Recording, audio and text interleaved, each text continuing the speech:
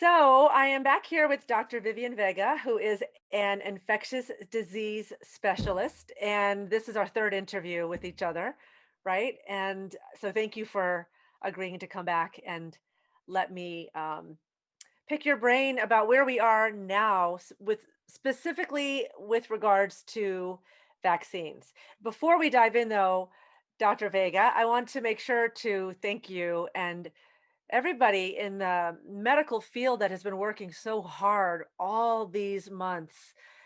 It's got to be taking its toll. So, how are you doing personally? I'm doing okay. Thank you for asking. And I think by taking your advice and getting myself out to in nature as we have been doing on the time I do get off has really helped a lot. But I'm not gonna lie, the numbers. If anyone's taken a look at the numbers lately, we're certainly experiencing a surge. A lot of hospitals are at full capacity. And depending on what area of the country we're in, I mean, if you look at LA right now, we're talking about rationing care in some hospitals, right? With the numbers in LA and Arizona and other areas. So I've been fortunate in my hospital too. Now it hasn't gotten to that extent, but we're certainly seeing a lot of a surge in the numbers, and obviously other parts of the country that are where healthcare workers are, completely overstretched. So. Wow. Yeah, you must be looking forward to a really nice long vacation when things finally. Yes, I am. I am, especially now after getting my vaccine, right? Yeah. Okay. So that's a great segue. So tell us what it was like for you. You got the vaccine. What was your experience like? Have you had Yeah, both so shots already? yep, I just had my second dose on Tuesday. So um and I did fine. My arm was a little sore. Nothing that a little Tylenol didn't take care of, and very tolerable.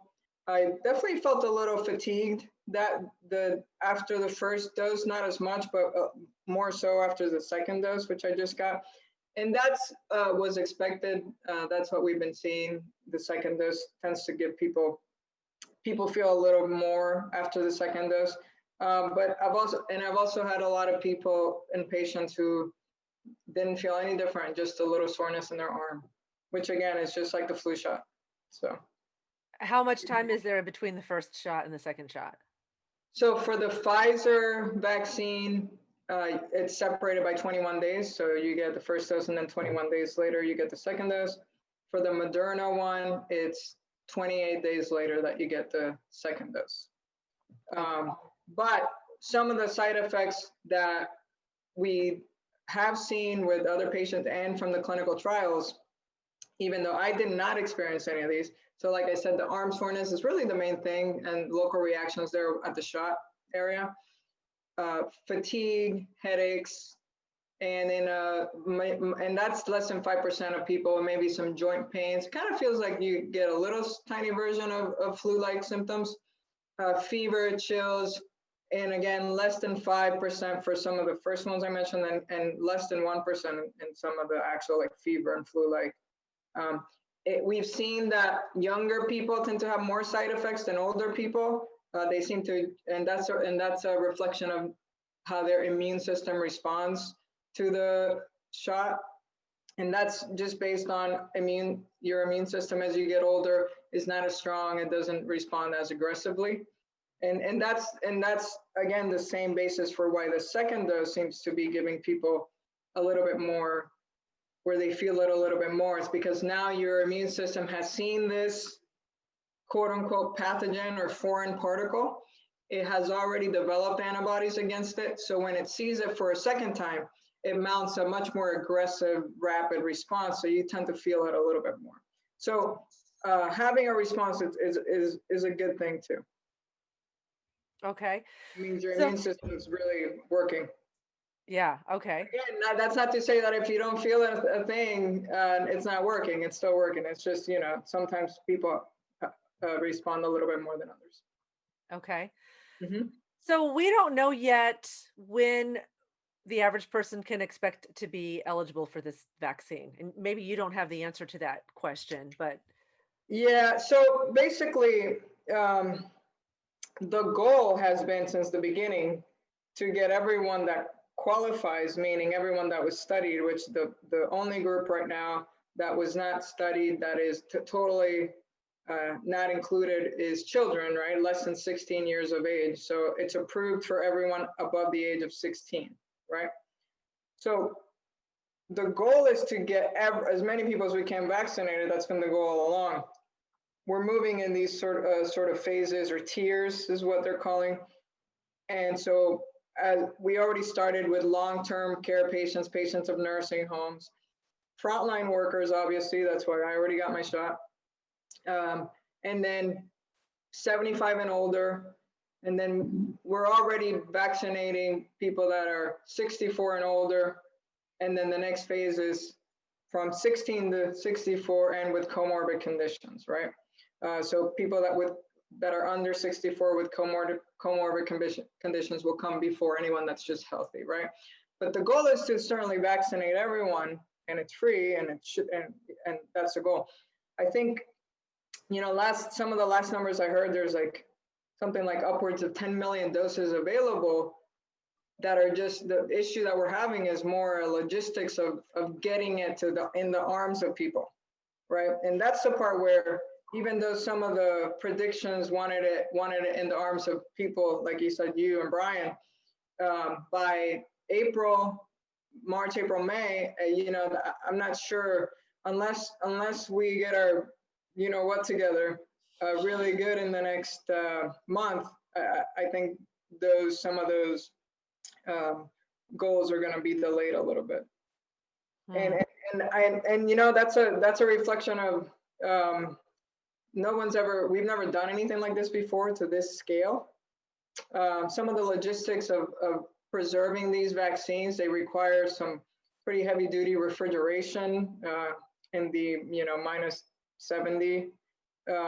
So not, hospitals have that capacity, but smaller clinics and doctors' offices and your CVS's, Walgreens may not have that capacity. So it's a combination of a lot of things, but I don't know if you've seen, they're converting stadiums into vaccination sites now, right? Just like they converted them into testing sites. So it's happening. It's just happening at a much slower and sort of more disorganized way than I myself even had expected, and I'm sure a lot of us healthcare professionals. So although some of the hospitals have their stuff down packed, I mean, we vaccinated a ton of people, between 1,000 and 2,000 a day, and we're not one of the bigger hospitals. Other counties and areas is not going that well. so what about the people that are saying they won't get vaccinated? How does that impact the big picture for the rest of us? Yeah, so in our previous interview, we talked about herd immunity, right? So in order for us to get to a point of normal, which is our goal for all of us, where we can actually everything return to normal, help the economy, kids go back to school safely, teachers, everyone, we really at this point are counting on this herd immunity, right? And we talked about how that is accomplished with two things, right? Natural immunity. Well, in some areas of the country, that natural immunity is getting pretty up there, right? Because there's so many cases. I mean, the U.S. is reporting over 200,000 cases a day on average, right? I mean, it's unprecedented. But we know that we're not going to get there with natural immunity, which is why the vaccine, right? And then that means we need to vaccinate. Between those two put together to attain herd immunity, that 70% of the population needs to be in one of those two categories, either natural immunity or vaccination. So we're only as strong as our weakest link, right? So if people aren't kind of thinking about the big picture like that, we may have a little harder time, and the time for us to get back to normal may be delayed for sure. So we want our population vaccinated, and we want those rates of positivity. So how many people are testing positive a day? from the people that you test to be at least less than 5%. Some of our counties are well beyond that. I mean, my own county here at Hillsborough County, around New Year's and a week after New Year's was upwards of 15% some days. So we're definitely nowhere near those numbers where we need to be. So, I mean, if you remember one of our talks, the goals early on for reopening, right, for those phase reopenings were less than 10,000 cases a day in the US. I mean, think about that. We're averaging 200,000 cases a day. so we're not close. We're not even close yet. Right. Wow, we're way, way, way off target. Okay. Yeah. So, what do you have to say to the people who don't want to get the vaccine because they're afraid that the government's trying to put a microchip in their arm? Surely you've heard this, right? Unfortunately, yes. I have, Bill Gates, whatever. Right. So, man, what do you say to those people? So I think I would just focus on some of the facts, right? I mean, it's hard to convince people out of their conspiracy theories. So the only argument I can make is those people that maybe are a little more open to reason and science.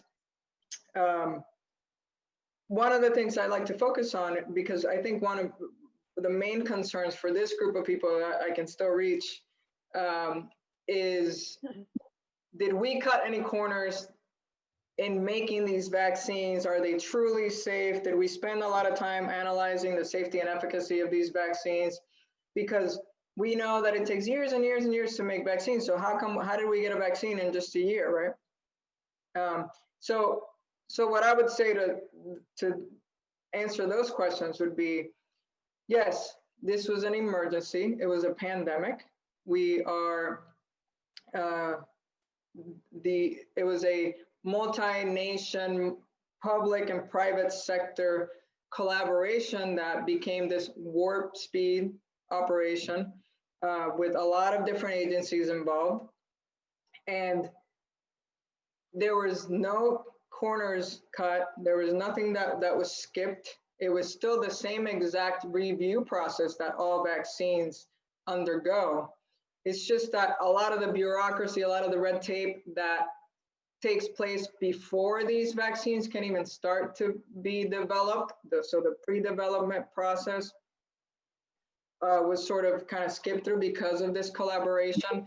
In addition to the fact that the government funded a lot of these. So Operation Warp Speed is basically taking millions and billions of dollars and giving it to these pharmaceutical companies, a lot of them which combined, right? So Pfizer is, which by the way, Pfizer wasn't initially part of Warp Speed. They didn't get money for research. They just got money on the side to sort of assure that the US was going to get this many doses. But, that's besides the point. But let's say Mrna. So they got funding from the government so that instead of waiting pre-approval process, red tape, bureaucracy, phase 1 trials, phase 2 trials, phase 3 trials, then once you have enough data from your phase 1, from your phase 3 trials, then it's when you start thinking about mass producing these things. So what happened here is production started just at the same time, where once a phase 1 trial showed that one of these vaccines had a lot of potential and it looked good, they started mass producing it. And pharmaceutical companies would never do that because it's a liability, because if you get to the end of phase 3 and it doesn't work, then you lost millions and millions of dollars in production. So but these two processes happen simultaneously, and that's why it's another reason why it saved a lot of time. And you took the liability away from pharmaceutical companies. So production and phase 2 and 3 trials were happening at the same time. And then for vaccines to get licensed, which right now we're using them under emergency use approval, right? So that's different than they're fully licensed, right? So the FDA approved them under emergency use because we're in a pandemic, a lot of people are dying, we need these. So the FDA just needed 60 days of safety and efficacy data, and that's what happened. And they evaluated them, and now we're using them under emergency use. But no steps were skipped.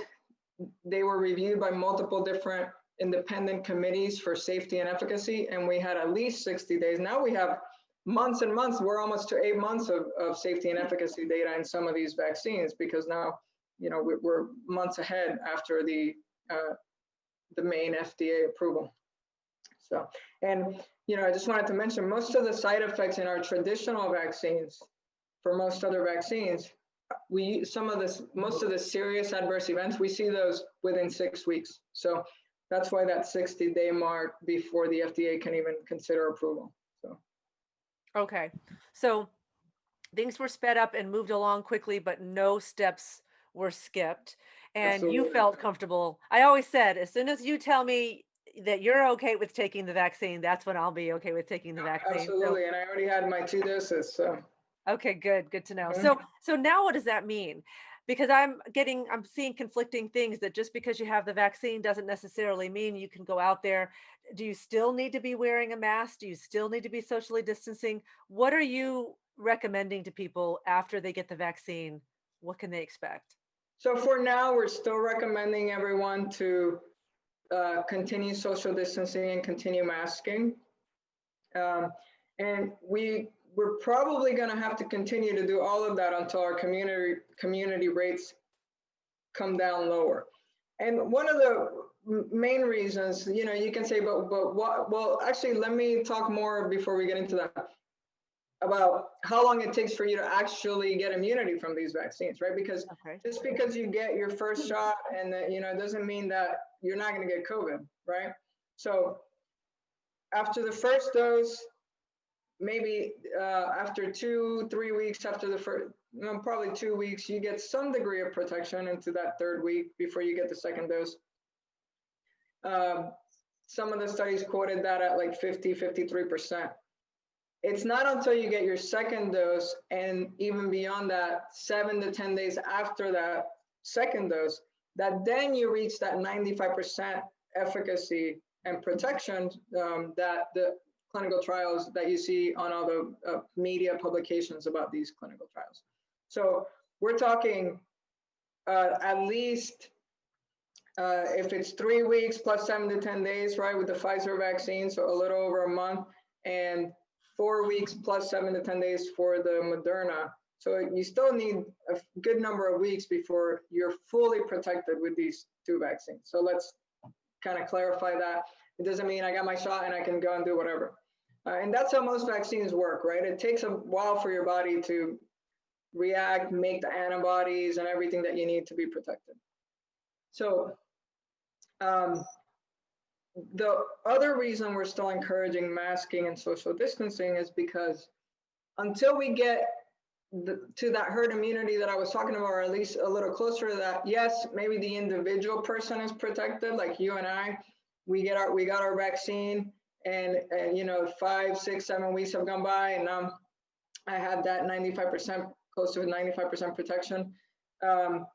That does, we haven't, the trials have not yet answered the question about whether, if I do get COVID, even though I'm not going to get sick from it because I have the vaccine, can I still give it to another person, right? So that's the question that we're still waiting to answer, because the way vaccines work is you get that particle that your body's trying to make an immune response against, to make antibodies, these memory cells, so that when you get exposed to the virus itself, your body's already ready to attack and you don't get sick from it.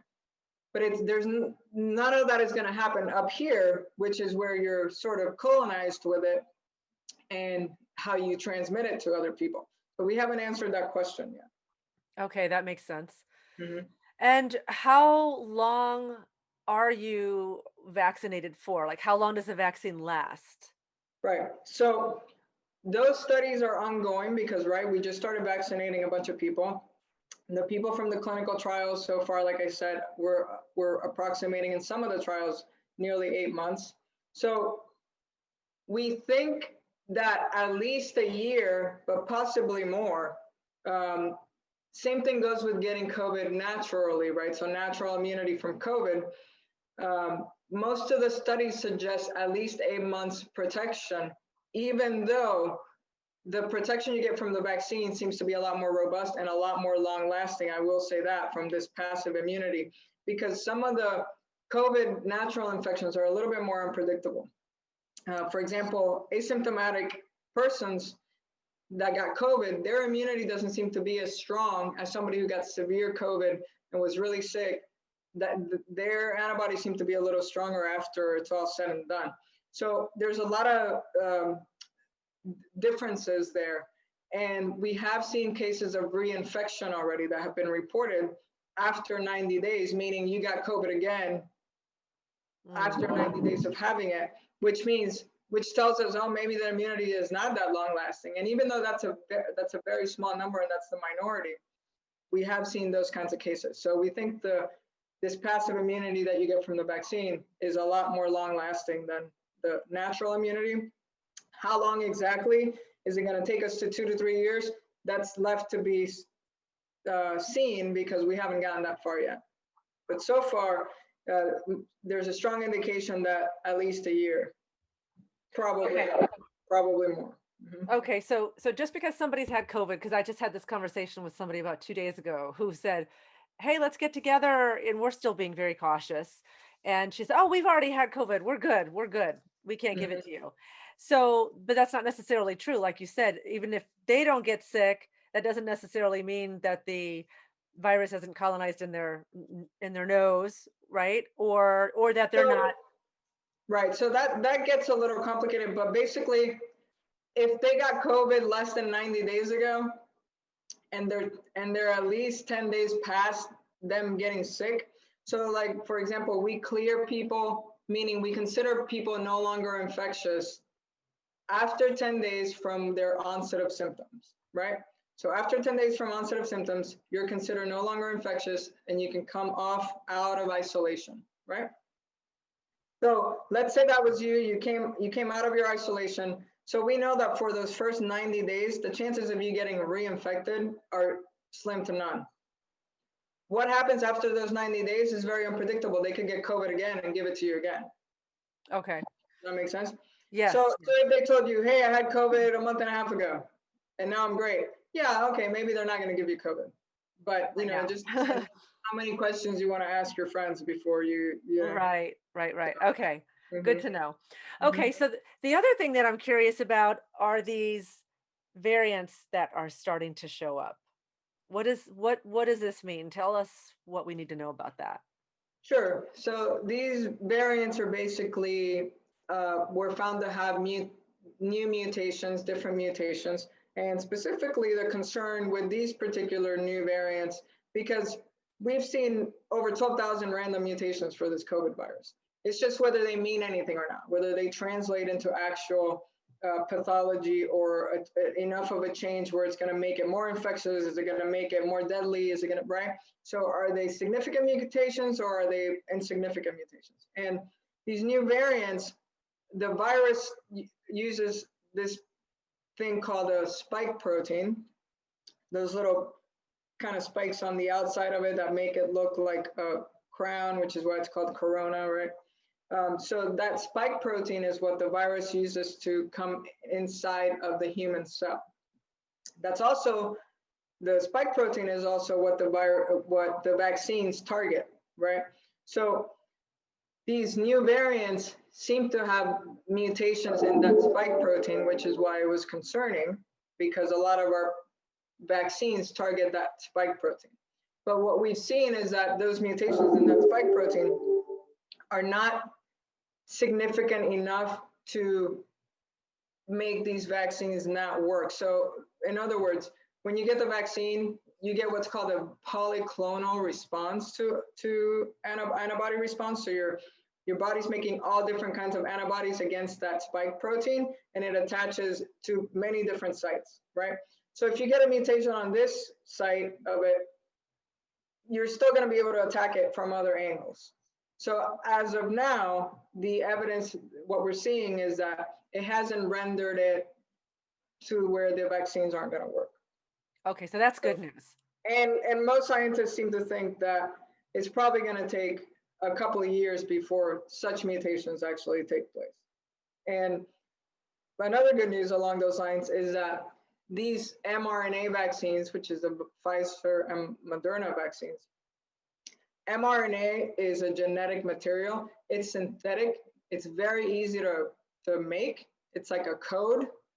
It's like changing a genetic code. So it's kind of like editing a document on Word, so to speak. So you just kind of change the code a little bit, and then you start making it again. They're not difficult to make. So if we do get to that point, these vaccines are already designed to really kind of quickly adapt to that. So is that kind of what happens with the flu vaccine? Because it's changing, and every year that's being updated and modified, right? The Yeah, vaccine. so the difference with the flu is that the mutations in the flu virus are much larger, much more profound mutations. Do not get into too many details about it, Right. Okay. but these mutations happening to the spike protein of the coronavirus are nothing compared to what we see with flu viruses, where large genetic chunks of it completely change, Wow. Okay. making it completely unrecognizable. That's not the same thing, which is why flu vaccine we have to give every single year. And even then, we still don't get it right a lot of the time because they're happening so fast. So we haven't seen that with this coronavirus. Okay. So what is the efficacy, if is that the right way to say the word, with the flu vaccine? Because you said 95% efficiency or effectiveness with the coronavirus vaccine. So how does that compare to the flu vaccine? Yeah, so I mean, it's amazing. No one would have ever predicted that we would have gotten 95% efficacy of these vaccines in these clinical trials. You hope for like a 60, 70%, and that's amazing. Hmm. And that's what they were hoping for. 95% is out of this world. I mean, it's really unprecedented how high and how efficacious these turned out to be. And yes, in part, it probably has to do with these mutations being fairly, you can't compare it to the flu in that way. Our Yeah. flu vaccine is we celebrate 70%, 60%. Sometimes it's down as low as 40 and 50%, so it really depends.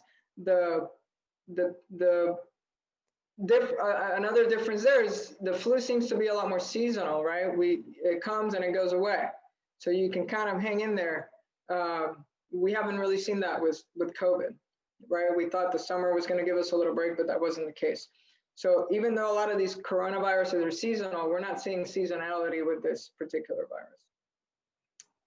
That's interesting. It's good to know because I hear people all the time say, "Oh, I get the get the flu vaccine every year, and I still got the flu," and so it makes people skeptical about Right. it. But now that makes sense because if you're Yeah. looking at a 60 or 70% efficacy, I don't know why I have a hang up on that word, but if you're, then it makes sense. Yes, there's a good chance that the flu vaccine is going to work and it's going to help you avoid having flu symptoms for that year, but it's not a guarantee. But it sounds like this is really a win with the coronavirus vaccine if we've got a 95% um, effectiveness out of it. So that's Yeah, absolutely. I mean, it's funny. I don't know what's happening here now. yeah. Um, You have a bug or a hair flying? I don't even know. I can't tell. Let's call it a hair fly. Okay. So yeah, absolutely. I think if you told me that if you would have told me we would have had a vaccine that's 95% effective, I mean, it's more than we ever asked for. And another encouraging thing to get people to please, get vaccinated because you really, it's almost guaranteed that you're going to be protected. And again, vaccines, one thing you said about the flu, oh, I still got the flu. Well, there's a couple of different things that we've seen with flu vaccine. So you can still get the flu, but at least it's not nearly as strong as if you would have gotten it without the vaccine. So it still gives you a little Okay. bit of protection. With these COVID vaccines, um, we've seen nearly zero severe disease after you get vaccinated. And people, if anything, even like mild symptoms were not even noticeable because the efficacy is just so great. Wow, that's good to know. You've definitely answered a lot of questions for me. Is there anything else that you want us to know before we wrap up? Anything that I haven't thought to ask? No, I think some people, some of the questions I keep getting in some of my other interviews are, if I had COVID, can I get the vaccine? If you've had COVID, yes, you can get the vaccine. We're encouraging you to get the vaccine. Um, we usually tell people to wait. If you got COVID, wait until that your COVID illness is resolved. So greater than 10 days have passed and you feel fine and you're back to normal, then you can get your COVID vaccine. The CDC website says you could wait those 90 days that I was talking about for those reasons that I was talking about and then get your vaccine. But if it's available and you have the opportunity to get it and you're one of those high risk groups, I recommend you get it. You don't have to wait those 90 days. That's an option. And a lot of those optional things is more because we want to, if you've already had COVID, then you could technically be protected for many months. So we want to give people that have Right. no immunity the chance to get it. So it's more of a resource-based decision than anything else. But right now, if we have it, just get it, even if you've had COVID. Those are some of the main things. There's absolutely no contraindication. Even right now, the only contraindication to getting this COVID vaccine is if you have had an anaphylactic reaction to another COVID mRNA vaccine or to this substance called PEG, ethylene glycol, that is used in the formulation to make the vaccine. So that's important to me because there was a lot of confusion and concern about if I've had allergies to penicillin, if I had allergies to this, can I still get it? Yes, you can still get it. The only contraindication is if you had a severe anaphylactic reaction to a previous dose of a COVID mRNA vaccine. Okay, good to know. Yep, Good to know. yep. Wow, well, that definitely answers a lot of questions for me. And I'm personally, I mean, I get vaccines for travel, that they require for hepatitis and yellow fever and all of those things. And it took me a while to really embrace that and to get all those vaccines. But because of the amount of traveling that I do, I have now been vaccinated for I think everything. So Yeah. I'm not gonna get hung up on this COVID vaccine, the coronavirus vaccine, especially if you're recommending it and you're okay with it. Yeah, all you have to get is Moctezuma's revenge once, and you can convince me I'll take whatever vaccine you have available Right. if it's going to keep me from wanting to Right. die when I get, gastrointestinal illness overseas, where they're going to try to hydrate you with some sugar powder when you're puking your lungs at your Right. gut out. And they're trying to make you drink some stuff that tastes like crap, right? So, yeah, if it's available and it can protect you, then it's really a blessing. I mean, I don't think people realize the things we take for granted in this country. I mean, when I've done my trips and international trips for like kind of I don't want to call it a mission trip because it's they weren't religious based, but just to kind of bring care to people that don't have access to care.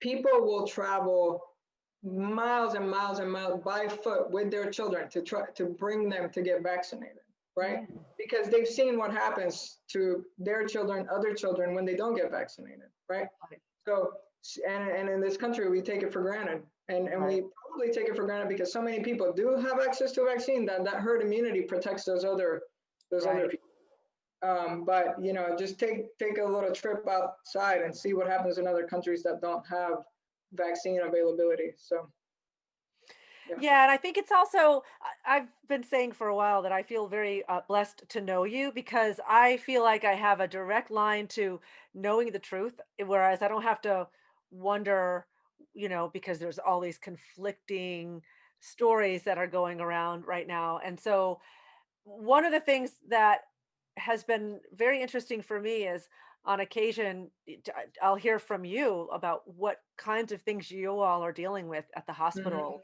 and the kinds of cases that you're seeing, and it really gives me a healthy respect. It's not just the elderly. I remember you telling me that you had someone in their 40s, a couple people in their 50s, healthy people, no pre-existing conditions. For whatever unexplainable reason, they had a really, really, really tough time with it. All needed to be intubated. So that wakes me up. That makes me not. I'm not at all cocky about. I mean, I'm young and healthy, but I'm definitely not going to be cocky and arrogant about that. And I appreciate you saying all of that. It's really important. I think people get sick of hearing it from people like us. I don't know what they think if why on earth I would be making that up, and that's the thing about us. We have no skin in the game. I'm not getting paid for this, for promoting a vaccine. I don't get any, these are free, right? I Right. mean, we're not, that's not how it works. We went into healthcare, the vast majority of us, because we really care and wanted to make a difference. So, but yeah, absolutely. Everyone should have a healthy respect for this virus. And it truly is like anything we've ever seen. And it continues to surprise us, which is why a lot of things change and change so rapidly. And, I always say some of the things I may have said today that we knew about may change in the future. It's constantly surprising us and we're constantly learning, but at the same time we have made so much progress so quickly. um, there's a lot of countries right now that don't have, they're in their wildest dreams are they going to get the option for these two vaccines right now. So Well, I just want to say thank you, Dr. Vivian Vega, for again letting me interview you, this time about the coronavirus vaccine. It's definitely helped answer a lot of questions for me. I feel like I have a much better grasp on what to expect and what it is that we're dealing with here. thank you for having me as usual. I appreciate the way you ask the questions. I always get feedback as well about how you ask the questions and how easy it is to follow, and just for taking the time to do this as well. So, if anybody has any questions that come up as a result of watching or listening to this interview, is it okay for them to reach out to me and then I can pass them on to you? Or if it's on my YouTube video, they can post the question there and you'll get back to them when you can? Yes, absolutely, definitely. Because I know things will come up. I just did a live thing on Facebook the other day, and a lot of questions came up after the fact too. So definitely, just let me know. Okay, I'll be happy to do that. great. Thank you so much. Again, this is Dr. Vivian Vega. And yeah, until next time, take care of All yourself. right. Thank you You for being too. in the trenches. All right, thanks. Thank you.